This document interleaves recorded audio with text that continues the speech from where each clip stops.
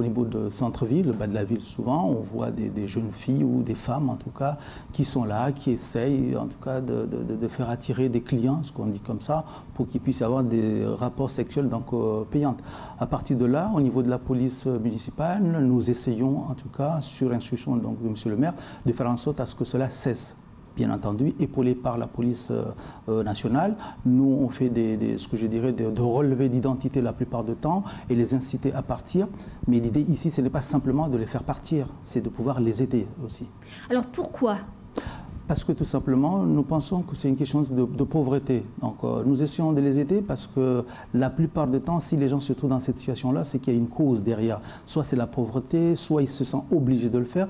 Donc dans cette mission-là, nous avons également le MLESI qui est derrière, qui font des maraudes, qui essaient de s'occuper donc de ces jeunes. Il y a des suivis donc, liés donc, à ces femmes-là, dont certains, on arrive à les faire sortir de là, à quitter là-dessus. Il y a des suivis qui sont faits donc, à domicile, il y a d'autres qui sont carrément pris en compte par MLESI et qui sont installés dans des logements avec un suivi derrière.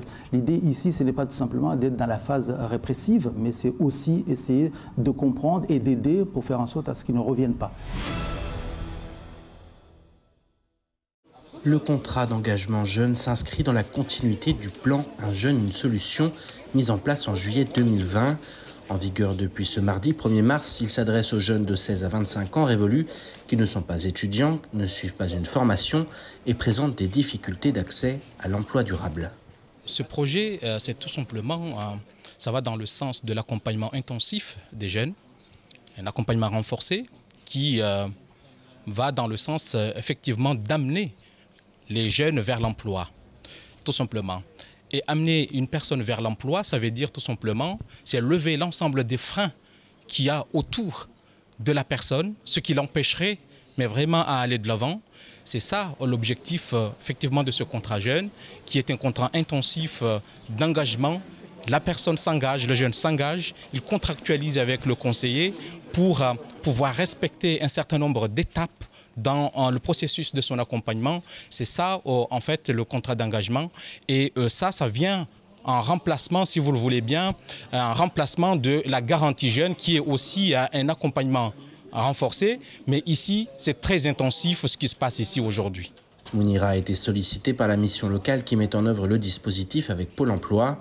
Une chance pour elle qui possède l'ambition de suivre une formation lui permettant de devenir préparatrice en pharmacie. Le fait d'être plus accompagné, pour moi, c'est un avantage. En gros, plus tu es accompagné, plus le progrès, il avance. En gros, tu as plus de progrès, tu as plus envie de faire ton projet, puisqu'il y a quelqu'un derrière toi. Tandis que si tu fais tout seul, des fois, tu n'as pas envie de le faire. Mais quand tu as quelqu'un derrière toi qui te suit tout le temps, tu as envie de le faire. Si le dispositif est national, à Mayotte, il prend une importance toute particulière. Bien entendu, si vous regardez bien les statistiques de l'INSEE, nous tablons aux alentours de 25 000 NEET à Mayotte. Ce sont des personnes, des jeunes qui sont ni en emploi, ni en formation, ni scolarisés. Et bien évidemment, l'État fait des efforts là-dessus pour que chaque personne, dans le cadre d'un dispositif qu'on appelle Un jeune, une solution, pour pouvoir en tout cas accompagner et intégrer l'ensemble des jeunes, en tout cas qui sont en demande d'insertion, bien évidemment, dans le processus qui les amène vers l'emploi. Naturellement, pour ce qui est de ce dispositif, le contrat engagement jeune, la mission locale aujourd'hui a un objectif de 1007 jeunes à accompagner, mais cela ne veut pas dire que là, on s'intéressera qu'à 1007 jeunes. Bien évidemment, il y a d'autres dispositifs qui viendraient, qui sont là en tout cas pour mais vraiment être à disposition de ces jeunes-là. L'objectif est donc clair pour tous les jeunes accompagnés, entrer rapidement et durablement dans l'emploi. À partir de vendredi, là justement, c'est l'ouverture au public, donc avec des soirées gratuites, des soirées payantes, puisque là aussi, c'est de montrer tout ce qui est possible en fait dans la culture. C'est de montrer aussi qu'il y a des éléments, il y a des moments en fait ouverts, populaires, et puis il y a des moments peut-être un petit peu plus spécifiques qui nécessitent aussi d'apporter une valeur financière aussi au travail des professionnels. Donc bien sûr, vous êtes accueillis avec plaisir, et puis surtout, il y aura aussi des ateliers d'initiation puisque ça aussi c'est le mouvement hip-hop qui veut ça, c'est qu'en dehors d'aller voir un spectacle, il y a en dehors, à l'entrée, dans des halls, des petites démonstrations, des initiations, des ateliers, parce que c'est aussi l'objectif d'essayer de voir la difficulté aussi de ce travail. Vendredi, 78 gendarmes et policiers positionnés sur 6 carrefours stratégiques dans toute l'île ont procédé à des contrôles routiers. Une opération d'ampleur visant à accroître la visibilité des forces de l'ordre auprès de la population. Le lendemain, 72 gendarmes sont venus s'ajouter aux 212 actuellement mobilisés aux 4 coins du département. 12 policiers du RAID sont également arrivés sur l'île.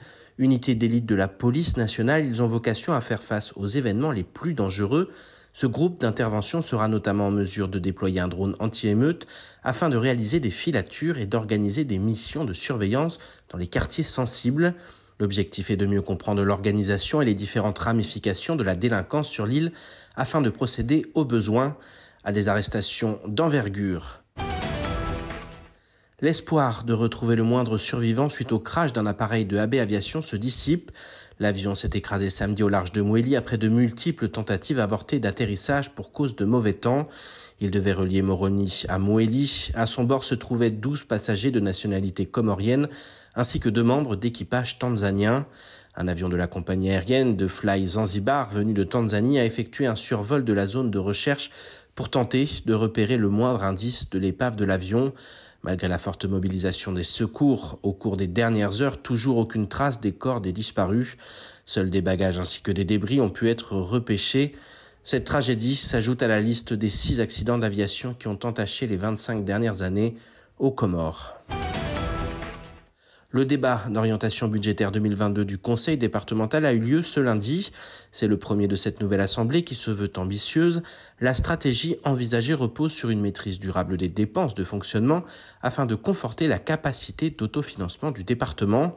Dynamisation des ressources mobilisables, maîtrise des dépenses de fonctionnement, préservation des équilibres budgétaires, maîtrise des ratios d'endettement, haut niveau d'investissement, autant de lignes directrices présentées par la majorité pour parvenir à ces fins. Le budget de fonctionnement 2022 est ainsi évalué à 323 millions d'euros en recettes et à 293 millions d'euros de dépenses, soit 30 millions d'euros de résultats prévisionnels. Des chiffres qui ressemblent à s'y méprendre au précédent budget. Pour davantage d'efficacité, à suivre. La 58e édition du Salon de l'Agriculture se tient du 26 février au 6 mars 2022 à la porte de Versailles à Paris. Parmi la foule d'exposants, certains viennent tout droit du 101e département de France. Nous, on a 5 exposants qui sont venus justement à exposer le produit mahorais, surtout un produit transformé parce que nous, on est quasiment bloqué sur l'importation de produits frais. Donc c'est un peu dommage, mais nos agriculteurs, nos transformateurs ont joué quand même le jeu d'apporter des produits transformés d'ici tout ce qui s'est présenté sur notre stand. Donc c'est une fierté pour l'île, c'est une fierté pour les producteurs mahorais, c'est une fierté pour les agriculteurs mahorais. Comme chaque année, la délégation mahoraise met en valeur la labellisation des produits emblématiques comme l'ilang-ilang, la vanille locale maintes fois primée ou encore la mangue nounou. On a vécu plusieurs produits, des épices surtout, mais on a la vanille, c'est notre produit phare, et on a aussi des chocolats à la vanille, on a des confitures, on a des cafés, on a des cocos, voilà, etc. Donc, notre thème cette année, c'est la vanille. Donc, on va parler beaucoup plus de la vanille. Souleymana Chadouili participe depuis 10 ans à ce salon. Comme toute la délégation mahoraise, il constate que les produits locaux sont de plus en plus prisés par les visiteurs. Tout le monde y passe, donc on a constaté depuis l'ouverture jusqu'à aujourd'hui pas moins de 200 visiteurs. Donc c'est jamais vu dans notre stand, donc c'est motivant et c'est encourageant. Ah, mais le privé, ils sont enthousiastes, ils sont contents quand ils achètent parce qu'ils connaissent le produit de Mayotte depuis des années. Donc quand il veut là, il vient, il connaît, il cherche des produits parce qu'ils connaissent la qualité des produits de Mayotte et ça leur fait plaisir. Et quand ils sont en rencontre avec nous, on discute, ils sont avec nous sur ils achètent et bien ils reviennent. Après une annulation l'année passée, le Salon de l'Agriculture est bien de retour et Mayotte est comme chaque année bien représentée. Porte de Versailles à Paris.